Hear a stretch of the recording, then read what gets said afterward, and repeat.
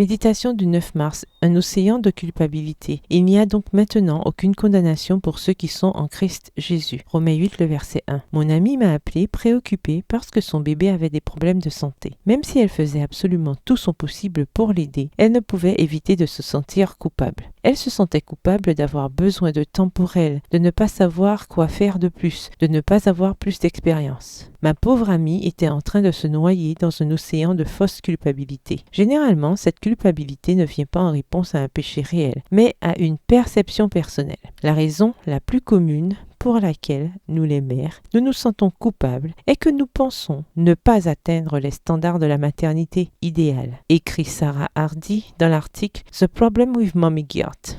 Le problème avec la culpabilité de la maman. Nous pensons avoir failli en tant que mère quand nous n'encourageons pas quotidiennement le jeu ou que nous n'organisons pas des fêtes d'anniversaire sophistiquées. Et, bien que tout cela soit génial, cela ne se fonde pas sur les Écritures. Le Seigneur n'a pas dit dans sa parole que si nous ne faisions pas toutes ces activités, nous péchions en tant que mère et nous traumatisions nos enfants. Quand le dragon du perfectionnisme et des attentes peu réaliste essaie de nous incendier par une fausse culpabilité, combattons-le avec la parole de Dieu. Dans l'article Jesus cancelled your mommy guilt trip, Jésus a supprimé votre sentiment de culpabilité de maman. Gloria Ferman écrit que mes émotions concordent ou non, le verdict est il n'y a plus de condamnation pour ceux qui sont en Christ. Romains 8, le verset 1. Il n'y a pas de condamnation. Il n'est pas nécessaire d'apaiser votre conscience interactive en inscrivant vos enfants à 5 ateliers extrascolaires de plus. Il n'est pas nécessaire de courir plus rapidement pour arriver nulle part, comme dans une petite roue de